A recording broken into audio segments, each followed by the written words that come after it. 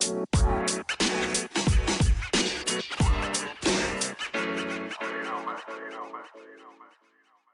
right, everyone, welcome into another episode of the Spoiler Alert podcast. Dylan and Ty here, and this is going to need to be a speed run kind of episode. We have a lot to cover here, so let's just jump right into it. We are going to be doing, as always, upcoming movies of the week. We trimmed that down to only movies that people have probably heard of. There were like 8 films coming up, but 6 of them no one probably gives a shit about. Some movie news here. Ty's going to go on a rant about Winnie the Pooh. We're going to do a mini review of Infinity Pool since I just saw it. And then we are going to do a little fun segment called Defend the Film, where Ty will be defending Avatar 2, The Way of Water. And I'm going to be defending the new Ant-Man here. So there will be a little spoiler-free section, but then we're going to get into the meat of it. And like most of it will be spoilers. So let's just jump right into it. Notable movies upcoming this week. It's really just one, but the other one is popping up all over the place, so I guess some people care. But the only movie that I personally care about here is Cocaine Bear. It's probably going to be a really dog shit type of movie. Stupid humor, stupid effects most likely, but we actually had this episode originally planned to talk about our favorite lowest rated films, but we scrapped that, and that was due to Cocaine Bear. Likely going to be a low rated film, but maybe there's a cult following. So inspired by a 1985 true story of a drug runner's plane crash, missing cocaine, and the black bear that ate it. This is a wild, dark comedy that finds an oddball group of cops, criminals, tourists, and teens converging in a Georgia forest where a 500-pound apex predator has ingested a staggering amount of cocaine and gone on a coke-fueled rampage for more blow and blood. Sadly, this is Ray Liotta's last movie. But who knows? He'll probably be better than this than he was in The Many Saints of Newark. Hopefully this one's better than, Winnie the Pooh. After seeing that, I have no expectations now. Surely this will be better than that, but, we'll see. I have tickets to see this on Thursday, but now I'm not sure if I'll be able to go or not until probably Sunday, so we'll see. Well, hey, that's probably a good thing, Ty, because apparently if you go to a movie on the opening night, you're a loser. You have no life. Yeah, we have some haters in the YouTube comments. Yeah, bro. I mean, do people not go on opening nights anymore? I remember in like middle school, high school, that was like fun. Specifically, Marvel is the way to go whenever you're going to see a movie on the opening night. That's like a Marvel tradition. Yeah. So whatever. Be angry. Yeah. Hey, at least I got some haters. All right, next movie here. Again, never heard of this movie, but honestly, when I was looking at upcoming films at like the drive-in to go to again, this kept showing up in like a lot of screenings for it. Never heard of it. Called Jesus Revolution. It is also a true story, much like Cocaine Bear, so they are very similar.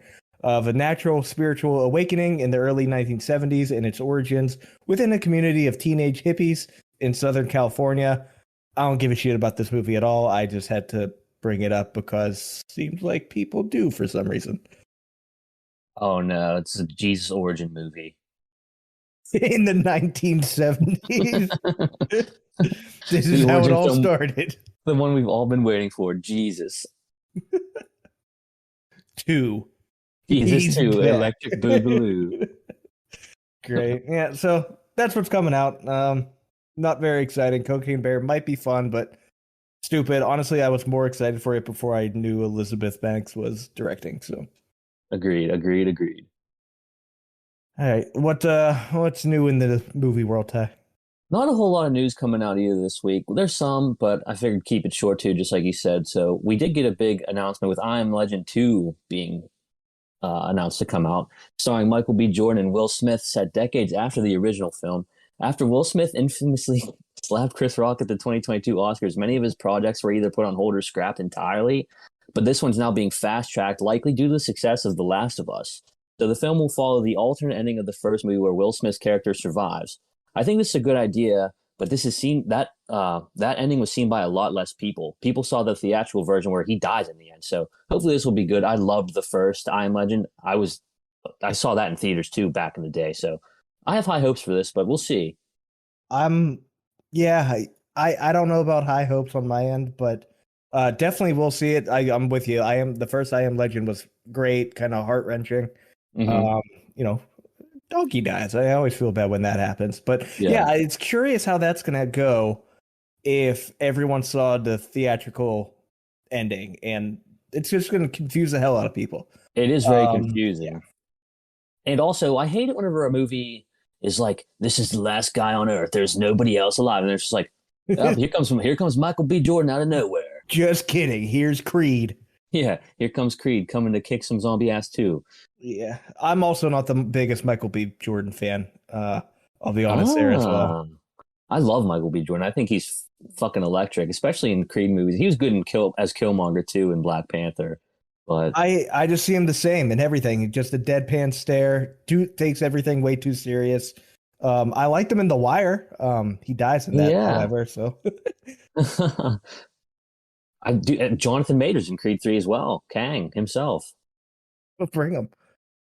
Okay, and then just one more news topic to get into. Sad news topic. Bruce Willis Yeah. diagnosed with dementia. So, after Bruce Willis's family announced in March 2022 that the 67-year-old actor had been diagnosed with aphasia, which is the loss of ability to understand or express speech, and would retire from acting, his condition has now progressed into frontotemporal dementia. So, during his 40 years of acting, Willis's movies have grossed more than $5 billion around the world. He's been nominated for 5 Golden Globes and 3 Emmys. In the last several years, he's only appeared in an assortment of direct-to-video movies. His last major film role was 2019's Motherless Brooklyn and M. Night Shyamalan's movie Glass. But just sad news for a legend of the game. Yeah, we kind of brought it up slightly last episode, I believe. I think we were talking about Liam Neeson and how he's just kind of doing a bunch of movies. Mm-hmm. And I'm like, yeah, I know Bruce Willis has some medical issues, and that was before this happened. So I hope I didn't jinx him or anything. I knew some things were going on with him.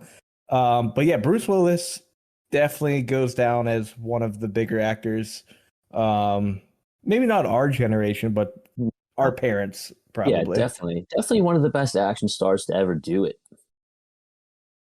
Yeah, and then a couple award notes here. I don't know when the Golden Globes was, but I just finally saw the results there, and then the BAFTAs just happened here, Ty. And Mm-hmm. both of these worry me. Both of these worry me. So Golden Globes gave The Fabelmans the best drama over Avatar. Sure, that makes sense. Top Mm-hmm. Gun, no, that doesn't make sense to me. Elvis, that makes sense. Tar, I haven't seen, so I can't speak to it. But again, I really feel like Spielberg's name being attached to it gives it a pretty big bump here in these. So I that just pains me a little bit. But what pains me even more is that Banshees of Inisherin won Best Musical / Comedy over Everything, Everywhere, All at Once. That makes zero sense to me. Uh, we talked about that movie a little bit. It's a decent war movie. The action scenes are good, and gripping, but the story itself falls short of the original film and of course the book it's based on. So that I mixed two things together there. Holy shit. Okay. Yeah, I'm I was like, going to say, wait a minute. wait a minute. I mixed two things together. Banshees of Inisherin one, that doesn't make any sense. But also for the BAFTAs, All Quiet on the Western Front won over Everything Everywhere All at Once. So those two are both bothersome to me. I was talking about All Quiet on the Western Front when I'm talking about the original movie in the book. Banshees of Inisherin, no idea what that's based on, but I know you couldn't even make it through it. So again, both of those shocking to me and shows that these awards aren't really about entertainment. Yeah, I mean, I don't see how in either world. Maybe these BAFTAs, I'm not sure because that's British film, right? Like, so maybe that's why Yes, they like All Quiet better. they I got don't know because that it's like European bias. exactly the European bias. But Banshees of Inisherin winning over Everything Everywhere All at Once seems like laughable to me. I wanted to like Banshees of Inisherin, but I just couldn't even finish it. It was too damn boring. And I love everybody in that movie, and I loved In Bruges. So I was thinking that this movie would be great, but certainly not better than Everything Everywhere. Yeah, so that blows my mind. Has me a little worried for the Oscars. I did look up the odds again. Everything Everywhere is still the favorite by a good bit, minus 215. Yeah, a lot of the times these like people try to claim these are like indicators as to what will actually win and what won't win, but Yeah. clearly not here. There's no way. I'm glad it's kind of all over the place, makes it a little interesting, but they just got it wrong twice. Yeah, there's no way. All right, Ty, another movie that's probably going to be up for an Oscar here this time next year, Winnie the Pooh. So give us a rant about that. Let's start spoiler free and then really rip it apart. Let me know just how terrible this movie is when we get into the spoilers. Okay, to get into this without spoiling it, I will just say that this is without a doubt the worst movie I've ever seen in my entire life. And now I'm going to go into spoilers because there's nothing to this movie. It's not worth giving it any more time than that. So here we go. Skip ahead 4 minutes and 40 seconds to skip the spoilers for Winnie the Pooh, Blood and Honey. It's the worst acting, costume design, and CGI and editing I've ever seen. Too many movies these days are trying to just pull off low budget bullshit, try to turn a profit on being shocking and edgy. Sadly, this one will make a profit. I mean, I'm partly to blame for that. But the budget was less than 100,000. It grossed over 2 million at the box office. The directors already came out and said that the sequel will have at least 5 times the budget of the first. So, okay, you're gonna have a 500K budget this time. That's still not a lot at all. Just lots of dumb horror movie cliches, like stopping in an abandoned rundown gas station for gas that clearly nobody works at or has used in a decade. Nudity just for the sake of being shocking and over the top. There's an actual scene where Winnie the Pooh gets into a fucking car and drives over a girl's head. He drives. Winnie the Pooh drives a car. The worst ending you could imagine. Just genuinely not a single redeeming quality to this movie. Good for them for making their money, but fuck this movie. Absolute 0 out of 100. And that's all I got to say. I have some questions, Ty, because I'm not going to see it. I mean, I'll probably skim through it at some point whenever it's kind of out there. Yeah. But so how does Pooh come about? Like, is he always just a giant man thing, or was he a bear that turns into a giant man thing? They don't even do a very good job at explaining that because you're just watching the movie and it clearly looks like a guy wearing a Pooh mask. Yes. He's just there going on a rampage after Christopher Robin leaves for college. Jesus. It's just absolutely bizarre. Yeah, well, a lot of people seem to agree with you, Ty. 4.3 on IMDb and a 16 Metacritic score. So that's quite fascinating and impressive that they could do that. Sometimes a movie's so bad that it's good, like The Room, all those stupid movies, like so bad, but you got to watch it just because it's that bad. This is not even worth watching. It's just that bad that it's bad. A lot of people know this, but the reason this movie was able to be made is because the Winnie the Pooh novel from 1920s, I don't remember exactly when, is now in the public domain. However, they could not resemble the Disney characters who debuted in 1966. Those are still under copyright protections. Also, the copyright's still in place in Europe, so it's legally hard to see over there. So lucky them, it sounds like. Yeah, I did see that Tigger was not yet in the public domain either, and that's why he wasn't in the movie. Like I remember we brought that up, an episode or so ago. But yeah, he's not in the public domain yet, so that's why he wasn't in the movie. And thank God he wasn't, because Tigger's the goat as far as Winnie the Pooh goes. I don't want to see him ruined like the rest of them. That's right. Disney will protect him. The movie was filmed in 10 days, and sounds like that's very obvious. Yeah, this is another one of those situations where I think I could have made a better movie than this, given the budget and the circumstances. So I'm looking at this director, the guy who made it, Rise Frake Waterfield, and you already talked about how he plans on doing like a whole world of children's things as horror films. You got Peter Pan's Neverland Nightmare coming up. But I'm looking through his filmography here, and this dude does not have an original idea. Like, I'm looking through some of this stuff. He made Wrath of Van Helsing. So Van Helsing was obviously already a thing. The Legend of Jack and Jill, already a thing. Bloody Mary, already a thing. He made something from H.P. Lovecraft. What else we got here? Jack Frost, Area 51, Krampus, Bloody Mary 2. I don't know how this guy's getting money to make this stuff. He might just be like a daddy's boy. And people are just giving him money to make movies somehow. I just looked him up on IMDb, and he looks like exactly what you described. He looks like his dad was just like, "Here you go, son. Here's $100,000. Go make Winnie the Pooh." And then, like you said, it keeps making a profit. So, I mean, that's probably all they give a shit about. Yeah, none of these movies can be great, and I'm sure the Winnie the Pooh sequel won't be great. I'm sure this Peter Pan won't be great, but I'm sure that I'm still gonna go see them for the podcast. See, there we go. We suffer for your entertainment. Yeah, but we still got the haters in the comments. Yeah, jerks. Get the hell out of here. All right, Ty. So I did end up seeing Infinity Pool this past week, and you saw that before I did, and you gave a little spoiler-free overview of the movie, convincing me to see it, and I did. I did go see it. So we already kind of talked about it. So we're gonna just say, of course, it was already originally rated NC-17. They debuted it that way.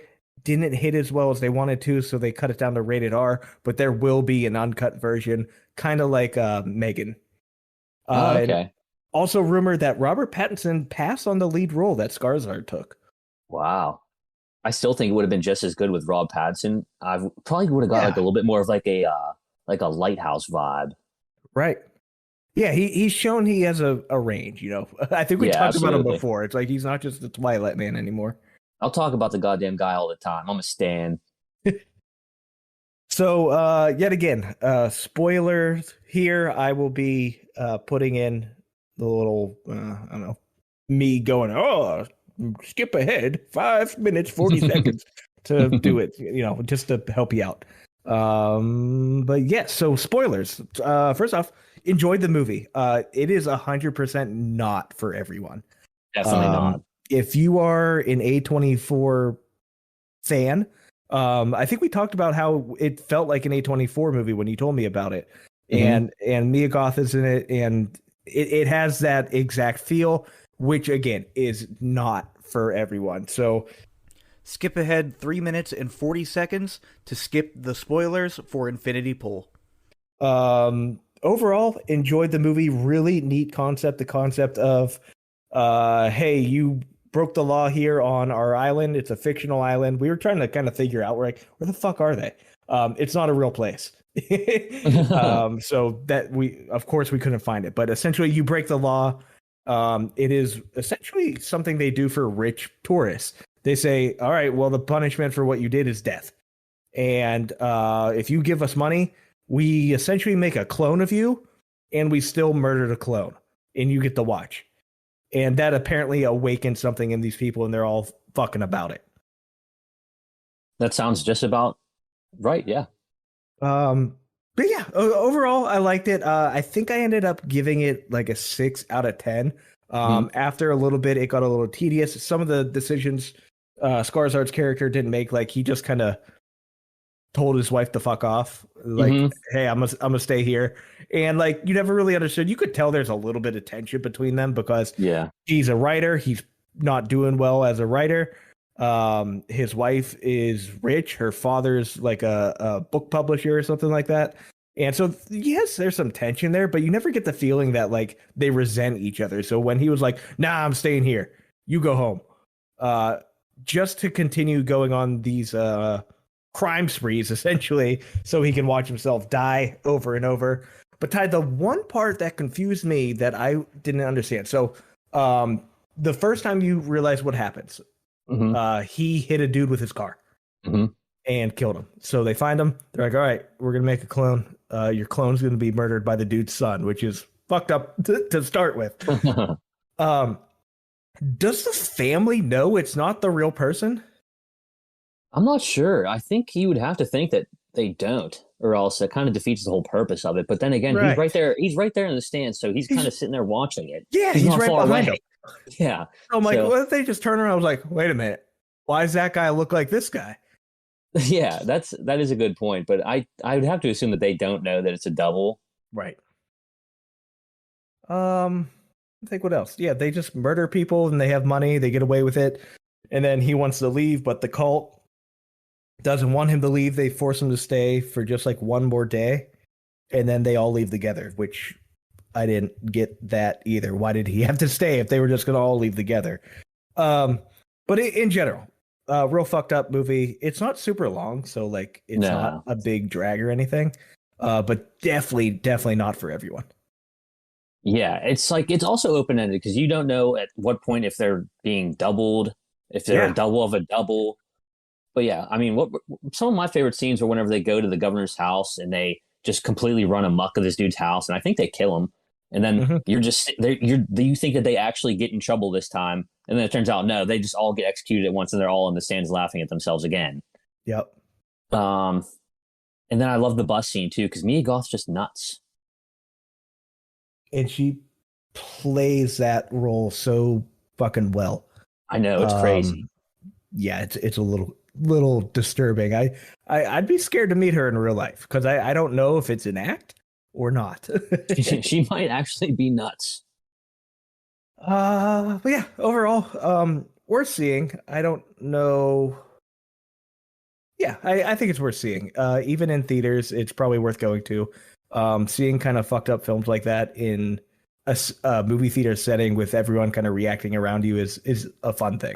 And I do know that it's already on Amazon, but I'm excited to check out that unrated Perfect. edition that comes out. So really excited about that. And it's still my favorite movie I've seen so far this year. I still haven't Okay. really seen anything great other than, It, Megan, Knock at the Cabin, and then fucking Winnie the Pooh. Yeah, so not a lot of competition. Yeah, no, none. Okay, cool. So let's get into defending the film. So we got two films here, Ty. I saw both of these this weekend. You saw Ant-Man this weekend and Avatar 2, I believe, like the week it came out.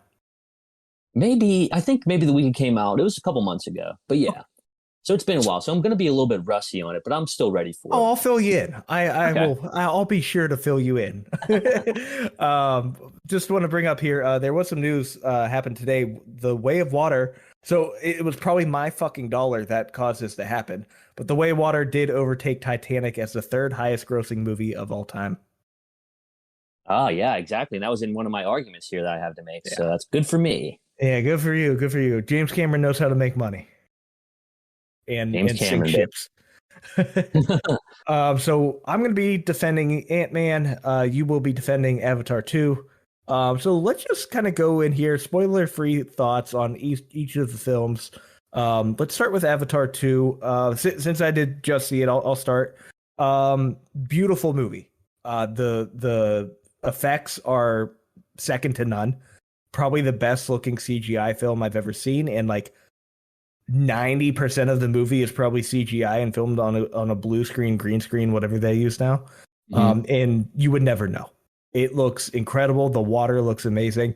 And while we were watching it, I'm like, where was this filmed? Because I want to go to that beach. I want to go to this ocean where it's filmed. It is really beautiful. And then you see it's filmed like just in California. Oh, And I'm like, wow. oh, well, the water there definitely does not look like this.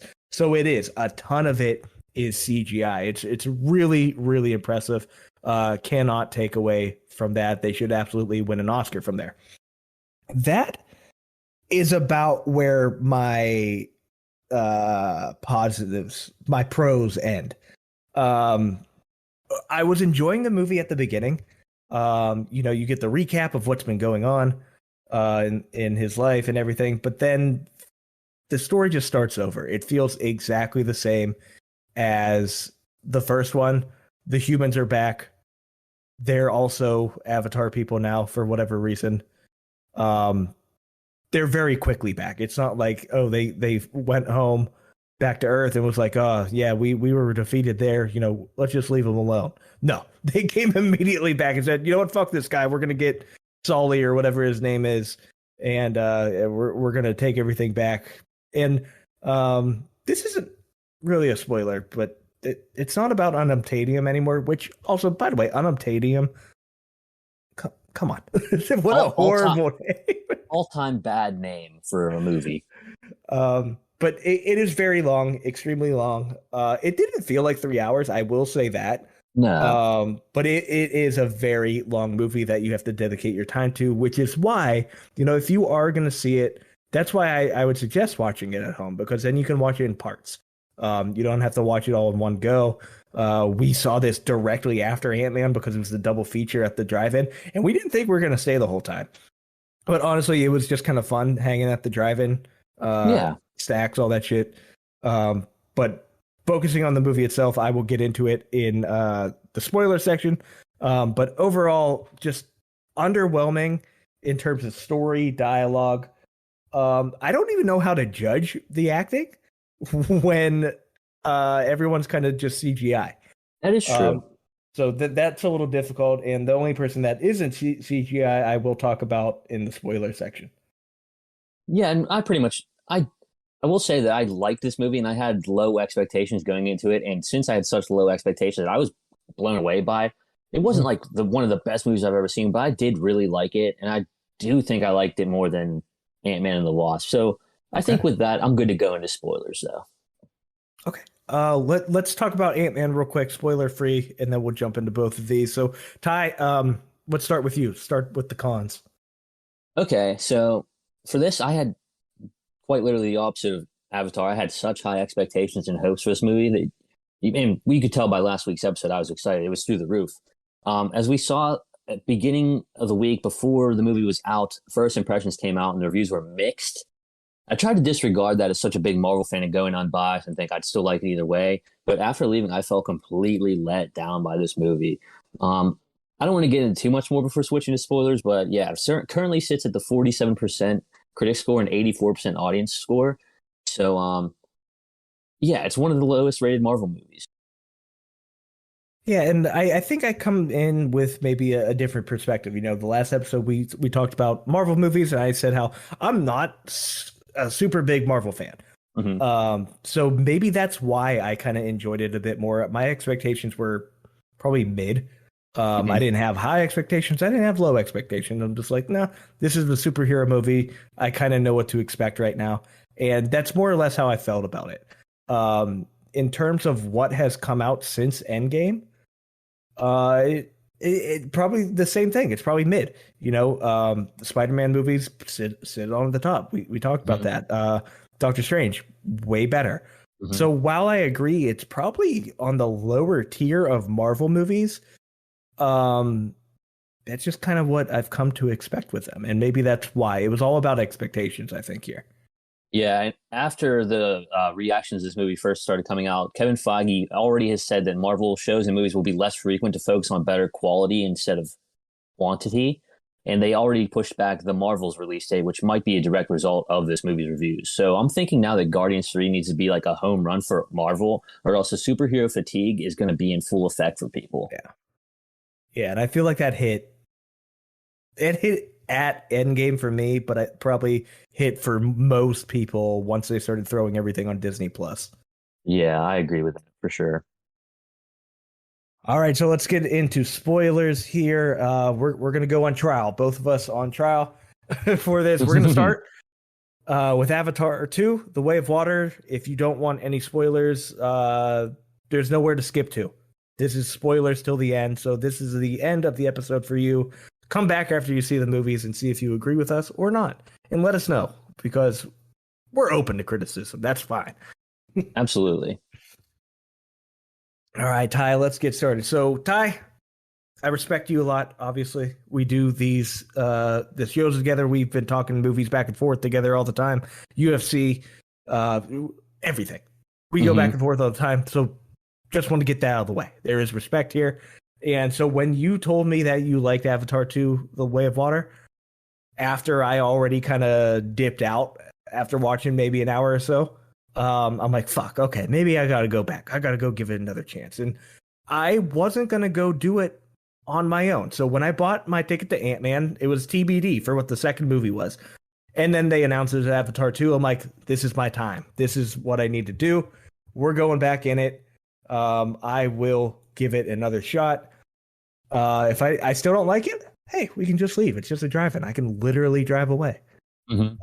But kind of like I said with the spoiler-free part, it felt like the same thing. The humans are just coming back for no fucking reason other than fuck Sully, I guess. They're mad at him. I don't even know if that's his name, which is probably another thing. I keep calling him Sully. I hope I'm right, but either It way, is. the guy, Jack Sully, yes. So he stayed back. He ends up having some kids, and then they end up cloning Sigourney Weaver's character from the first one and turn her into like an avatar. And so whatever that happens, they show up, they get kicked out of their forest home, they run away, and they end up with this water tribe. And that's cool. Yeah, I like that. I like water. I like the ocean. Awesome. The kids are obviously unaccepted at first, and kind of so are they because of how many fingers they have, and they're just like a slight darker shade of blue. So there's like some racism there between these tribes. But Fake racism. so essentially they just end up living together, and they're like, oh, they can't swim, they can't live with us. How will they protect themselves? Like, you look the fucking same. What are we talking about? Like, maybe they're a little bit taller and more slender, but barely. Um, they teach them the ride the water creatures, which are literally just the flying creatures from the first one, but underwater. They still just connect their tails or hair, whatever the fuck it is, into them, and then they feel what they feel, and kind of control them like that. But I am almost positive the flying things that they had from the first one, it's also in this one, are just the water things. I'm sorry. The water things are just the flying things swimming around. They can also still fly. So I don't know the difference of these species or how evolution works on this here planet, but it just felt like a knockoff. It's like someone copy and pasted something and then like slightly colored it in a little differently. Or, the whole thing where like, hey, can I copy your homework? Yeah, just don't do it exactly. But they did. That's really what that felt like there. And then once they're in the water tribe, I think there were maybe only 100 words used to create sentences. I would say over half of them were bro, maybe 20% of them were cuz, and another 10% or so was I see you. So like they just kind of dumbed down the dialogue here. And speaking of the dialogue, I texted you. I'm like, I think I figured out my problem with the movie and the dialogue and how everything goes, the script in general. So much of the script and the dialogue is unnecessary. And what I mean by that is what they get out of the dialogue would be the same as if they just said nothing. So, for example, they are taking the Sully's kid hunting underwater. They were trying to make up because they fought each other, which was funny. But they're gonna go hunting, and they're like, "All right, come on, you can come hunting with us." And Sully's kid goes, "No, I'm a kid. I'm not allowed." Guy goes, "Oh, I guess I asked the wrong brother." And he goes, "All right, let's go." Like immediately, didn't think about it at all. I'm like, "What? Okay, sick."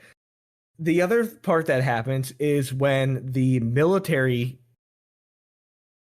guy from Earth, who is now an avatar, goes to this scientist guy who's working on the planet, and that scientist guy is taking him around to the water encampments, whatever, where those other Navi live. Mm-hmm. And he's like, "All right, let's go hunting." And he's like, "No, you can't hunt these things. They're like these giant whale things." He's like, no, you can't hunt them. This would literally be like killing their family. And he's like, "Yeah, I know." And the guy's like, "Oh, sick. All right, let's make some money." Immediately. There's no... So that's what I mean by the dialogue not having any impact at all on what they're saying, because they're just going to do whatever. There's literally a sentence back and forth or an argument like that. And everyone just seems to be able to convince to do whatever the fuck they want. Mm-hmm. Trying to think what else here. Finally, the military group shows up to where Sully and his family is with that water tribe, and they capture his family. Within the span of 30 to 45 minutes, one member of the family has gotten captured at least 4 or 5 times. Like the little retarded kid, Duke, would just escape. He would be set free somehow and then end up being fucking captured, or they set him free again and he falls down the current into the sinking ship, and it's like he just fucks everything up. And I guess that's kind of a theme where like the kids they kind of feel like outsiders, which sure, and they don't fit in, but again they just keep getting captured. I saw a comment that was so true, was the whale in the movie has the most character development in the whole movie. because he goes from he finds this whale and he's missing a fin. And they're like, oh, he got kicked out of the tribe for being violent or some shit. And then he ends up like bonding with Sully's younger son, and they form this bond. And he is literally the one that saves them. He body slams these boats and just murders all these people, and again redeems himself as a character. Sully's oldest son died, and I didn't give a shit about it. Like Yeah. you have no connection to these kids. You know, over a 3 hour movie, you would feel like you would form some sort of bond with these kids, these characters. I didn't feel anything for any of them. So like there was this big emotional moment where Zoe, I am drawing a blank on her last name, but Gamora, Hmm. that's where Saldana, Hmm. that's where the acting did shine through. Like her son just died. You could feel her sadness and everything, but I didn't care. Yeah. She did a very good job there, but I just didn't care. I felt nothing for them. And also when this giant water battle happens, the whole hey, let's bring the whole water tribe with us to fight, they just fucked off. they, Yeah. they aren't even there during the fight. They just all left, and it's the same five people that it was at the beginning getting attacked yet again. And so it kind of comes full circle where they are in the literal exact same position they were in at the beginning of the movie, which is, hey, you were getting hunted.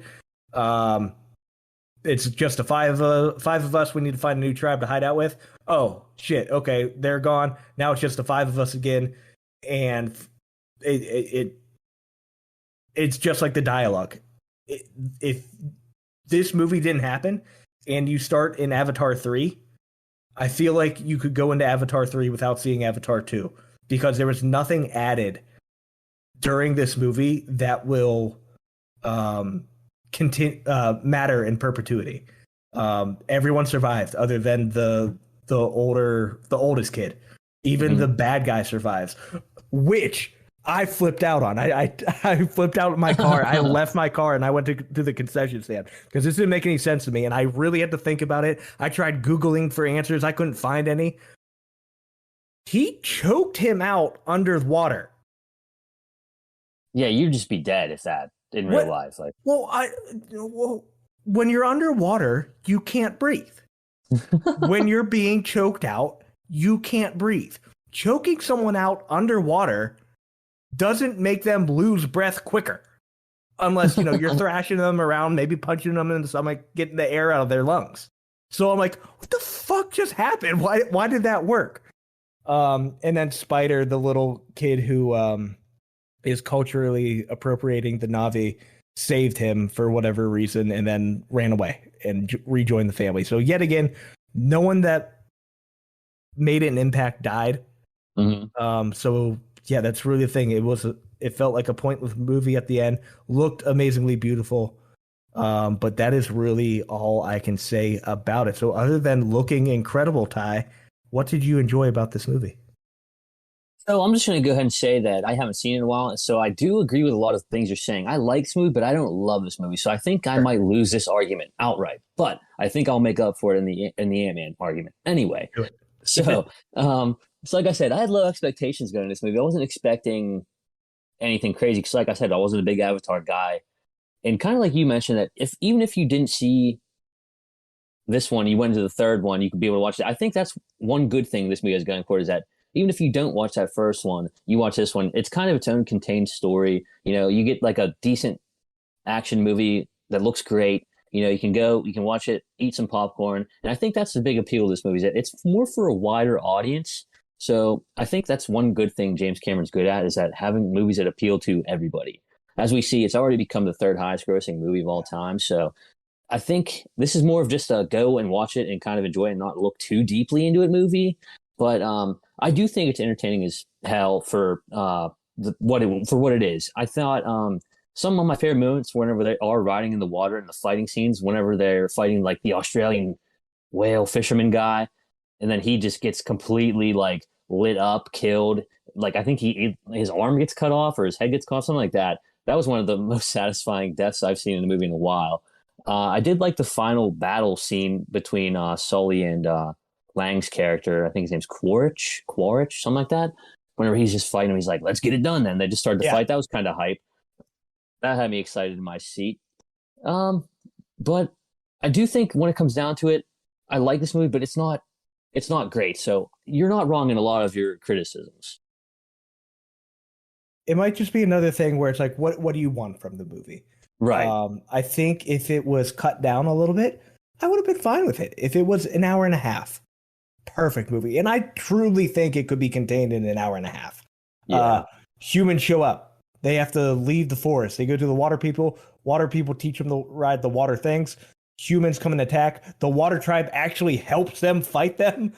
And they kill the bad guy and it ends. I think that's fine. I think that would have been very good. But yeah, just the sheer length, 3 hours, 12 minutes, and the dialogue not meaning a thing just kind of killed me. Mhm. Again, I by no means the worst movie I've ever seen. I think I ended up so I usually do like IMDb ratings. That's just Yeah. what I've been used to. So Uh-huh. 4 out of 10, 40 out of 100, however you want to Uh-huh. do it. 2 stars. I'm sorry, no, that would be 1 star. That's just kind of how it be.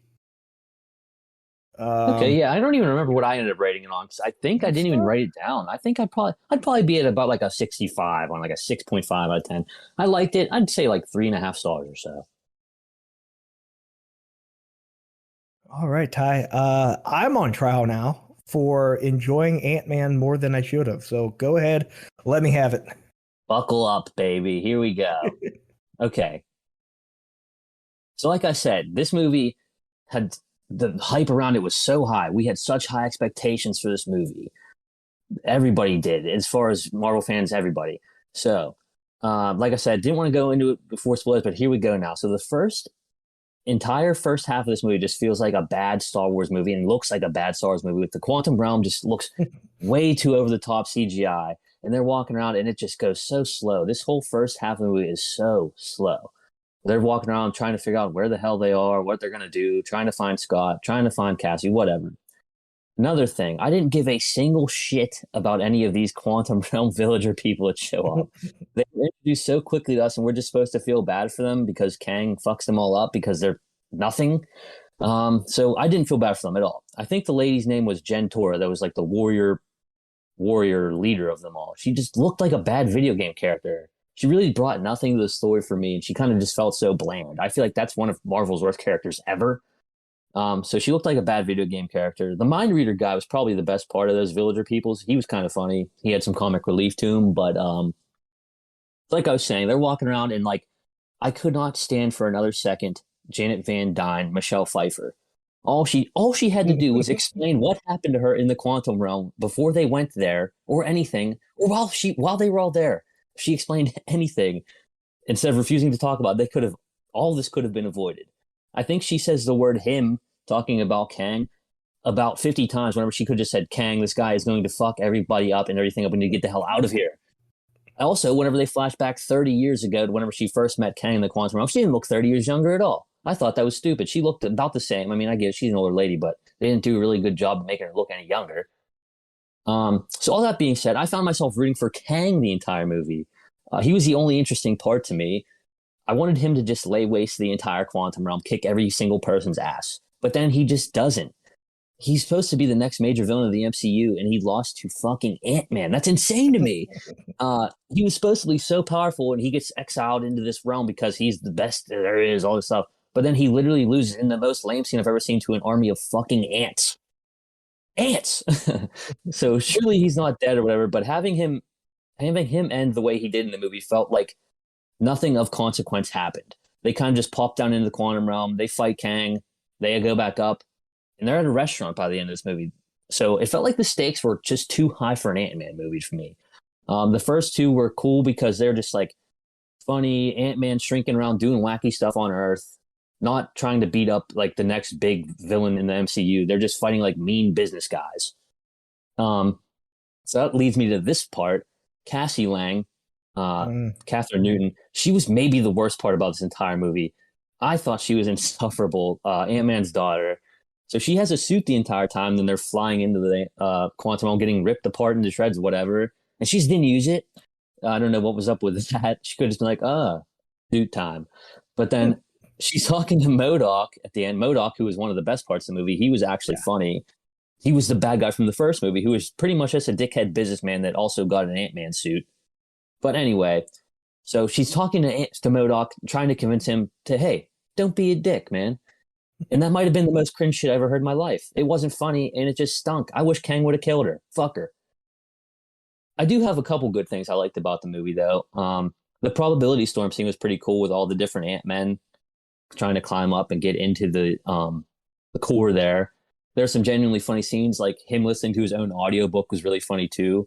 Whenever it was like, and then the Hulk turned me into a baby. Was I the Hulk's baby? I laughed out loud at that. So there were some genuinely laugh out loud scenes in this movie. But Jonathan Majors is a standout as Kang, and that's undeniable here. I'm glad we're gonna have more of him to look forward to. But other than that, for me, the bad far outweighed the good for this movie for me, and it's one of the worst in the MCU in my opinion. That being said, though, I'd rather watch a bad MCU movie than a lot of other movies. So I do think if you're a fan of the MCU, you can find some good in it and enjoy it and go see it. But don't expect it to be like a top tier Marvel film like we were expecting. Kind of for me, the bottom line is that this movie didn't live up to the hype and expectations that it had. So I ended up at like a 60 or so, 6 out of 10 on it for now. I spent a lot of time just now shitting on it, but I still liked it more than the Eternals, and I liked it more than recently Megan. So it was a good introduction to Kang in the movie and the post-credit scenes. It's fun, but a frustrating movie for me. Yeah, and it's really interesting because it does feel like expectations. You came in with high expectations. I can't say that I did. We both rated this a 6, like you just said. I didn't know that. Mm-hmm. So that's interesting to me, where I'm like, yeah, 6. That felt like what I expected it to be. That's where it landed. It sounds like you expected it to maybe be like 8 plus, but it Yeah. landed at a 6. So that makes a lot of sense for why you are upset. So like everything in life, it's all about expectations. I agree Mm-hmm. with you a ton Mm-hmm. on the things you said, especially about Cassie. She annoyed the ever living shit out of me. Mm-hmm. Why did she start this? Why start sending signals to the quantum realm? Yeah. Especially Okay, after cool. she comes back and she's like, "This was the worst time I've ever spent in my life. 30 years down here. Don't do it." But Cassie's like, "Let's do it. I'm gonna send signals down there for really I don't know what reason." Yeah, he was like, "Fuck my new grandma. I don't care what she says." So Yeah. yeah, and then again, Michelle Pfeiffer's character, you don't really care about her. She's supposed to. She acts like some hard ass once they get to the quantum realm. She's like, "Yeah, these are my people. I know who to talk to." Um, what I shouldn't be shitting on it. I'm supposed to defend the movie. Damn it. I told you. But yeah, no, I agree with all of those. But it was all about expectations. I expected it to be kind of mid tier. That's what it came out as. There were Uh-huh. moments where I did crack up. Audiobook bit was funny. Mm-hmm. MODOK was the funniest thing to me. I've been playing Snap, and Yeah. they have MODOK on there, and I'm like, man, he looks stupid. How are they going to make him look in the movie? They made him look stupid because Yeah, how he looks there's stupid. Yeah. there's no other way to do it. That's just how he fucking looks. It was Um, funny. You see his little naked Modoc ass too. yeah, you're like you got little baby legs. These aren't baby legs. Shut up. You know, Every time like someone that's like from the first two movie season, they're like, wait, what was his name? Steve or Scott? Like Scott? I can't Dennis. remember what it was. Dennis. Like Dennis, he's like, no, I'm Modoc now. But like, hey, how are MODOK. you? It's funny. And like he wouldn't even respond to Dennis when they were on the radio. He's like, Dennis, Dennis. And then he's like, fuck. MODOK. He's like, yeah, what's up? So there are funny moments there, and that's what Paul Rudd's good at. That's what he's always been good at. Is That's kind why of like this I feel snapback bad for comedy. yeah, I do feel bad for shitting on it because I do like Paul Rudd as Ant Man. Paul Rudd's just great. So Yeah, it's like it's tough to want to shit on it because of that, but like it all comes down to the expectations pretty much. Like I thought this had too high stakes for an Ant Man movie, you know? sure. And I feel like nothing really happened. Like no consequences. I mean, unless Kang's not actually dead, which I'm assuming he's not, because in the end we get the post credit scenes, which we'll talk about too. They're pretty cool. Sets up Loki season 2, and it sets up the rest of what I'm assuming what's Kang's going to do. But yeah, it just feels like nothing really of consequence happened. And I think they also kind of nerfed Kang in this to make him look weak, even though he's poised to be the next big MCU villain. I don't know. Just losing to an army of ants is like a tough look if you're like the big bad in the MCU, you know? Yeah, I don't think this version of Kang is going to be like the leader when it Hmm. comes to the Avengers movie. If let's just assume he's dead right now, Hmm. or at least kind of out of the picture. There were how hundreds more kind of coming in those last Hmm. credit scenes that I would imagine those are the ones we saw that we're talking are going to be the quote unquote leaders. Yeah. Um, but it's kind of the same deal, right? Where if you completely skipped Ant-Man and the Wasp, I don't think you Hmm. miss anything going into Avengers. Yeah. Right. So now after Um, this, so I'm kind of like worried about Ant-Man deserving his own mainline movies. I kind of think he should just be more like a side guy, unless they just lower the stakes back down to Ant-Man level shit and kind of let them do like their funny shrinking bits and humor. So I think that's where Ant-Man works well, but I think on a big scale like this, yeah, it doesn't work as well. yeah, and I think in general with Marvel movies, superhero movies, the simplest ones work the best. Mhm. Um, Not everything has to be quantum physics and universe travel. We've had Right. those already with Doctor Strange, No Way Home. Those Hmm. movies did it right. Uh, this one, I mean, we didn't hit on alternate universe stuff really, other than him saying, Kang saying, "Yeah, I'm from all these universes. I've killed all these people," stuff like that. That's really all they talked about it. Yeah. But just like the quantum realm stuff, like you're smaller than oxygen atoms or whatever. Hmm. Uh, how are you breathing? Also, actually, that's a good point, and I'm going against myself here, but when they shrunk down to the quantum realm, uh, Hank Pym goes, "We should be dead," and then they go, "Why aren't we?" I don't think that was ever explained. Yeah, I don't know either. And in the first two, Hank Pym's kind of like a just like a kind of a doucher, like kind of like rude almost. And in this one, he's just like the funny, quirky old grandpa that drives ships with weird jelly tubes. Yeah, I laughed at that too. That was silly. It was. And I'm like, I'm fine with all that silliness. That's kind of what I expect from Ant-Man, kind of what I expect from like Deadpool. You go into Yeah. a Deadpool movie, you're like, yeah, this is just going to be a fun ride. Why was Bill Murray in this movie? Yeah, literally Bill Murray, just a cameo. I don't know if it's a cameo role or what, but like it could have been anybody. It didn't really make a difference that it was Bill Murray. I mean, he kind of No. talked about plowing her out, like plowing her out in front of like her daughter and stuff. That was kind of wild. Yeah. I don't know. And Yeah. then, yeah, I don't know. I did spend a lot of time shitting on this movie, but like I said, I'd still rather watch a bottom tier Marvel movie than a lot of others. Like I'll probably watch this movie again and again whenever it's on Disney Plus, just because I'm a Marvel guy. But yeah, Uh, yeah, I'm with you. Saw it in drive-in, both this and Avatar, and it was just fun. Going to the movies in general is fun. yeah, Um, exactly. it's hard to complain. Even watching a shitty movie, it's sometimes fun to just shit on a movie. Yeah, like Winnie the Pooh, I had fun shitting on it more than I had fun watching it though. So it's worth it just to go, even to talk about afterwards. It's fun to go and see a movie. So do it, folks. Don't go see movies. Anything else, Ty? I think we hit all the major points. Trying to think. So the post credit scenes, like the Council of Kangs, that's going to be a big, I'm assuming a big part of the MC going forward. And then the last, like the post credit scene where it was Loki that set up season 2 of Loki, so that'll be cool. Loki was one of the best Disney Plus shows, so we have that to look forward to. Other than So, that, though, can I you really hope. explain the Loki scene? So, like I told you, everyone started turning their lights on at the drive-in. And I couldn't Yeah. fucking see what was going on.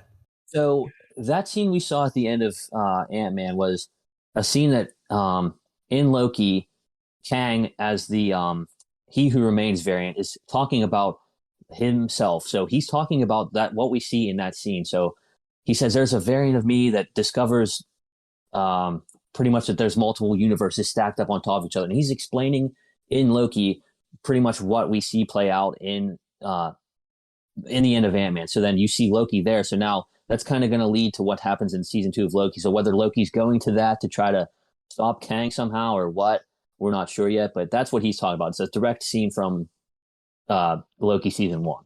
Oh, okay. All right, cool. Yeah.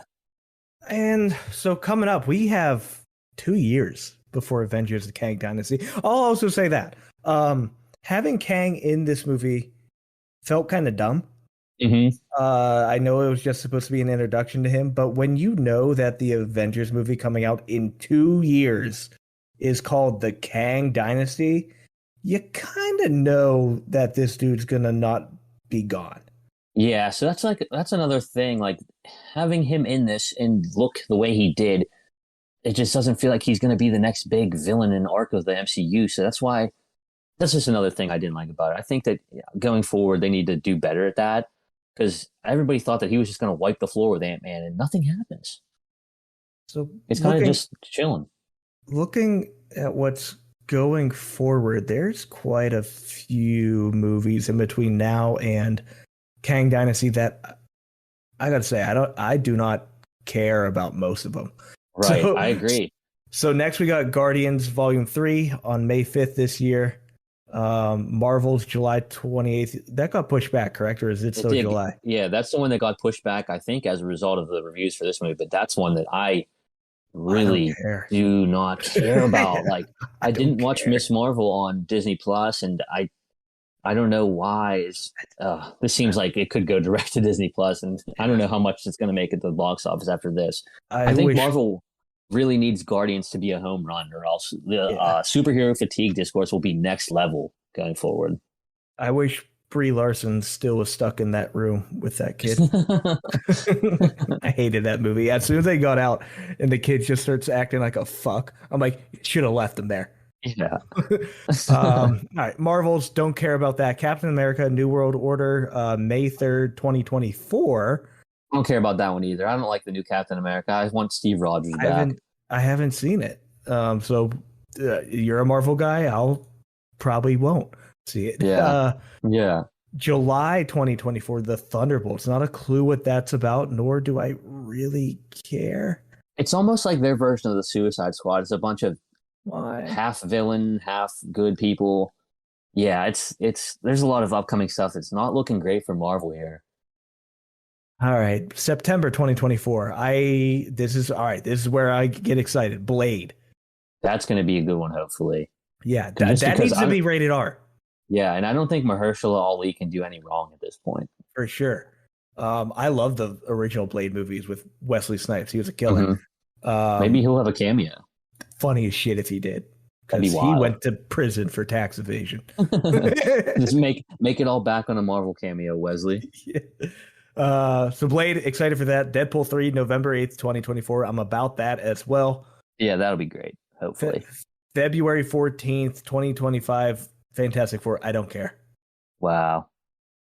And then finally, May 2nd, 2025, the Kang Dynasty. Nothing. There's definitely going to be stuff in between it.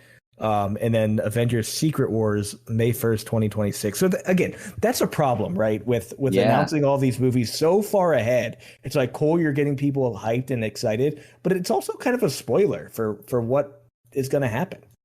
Yeah, and that's what's so the whole first arc of the MCU that was like the Infinity Saga that ended with Endgame or whatever. Now it seems like they're just trying to do it all way too quickly now between like these Avengers team up movies and like the Kang and the Secret War and stuff. It seems like there's not going to be as much of a build up in between, which I don't think is a good move.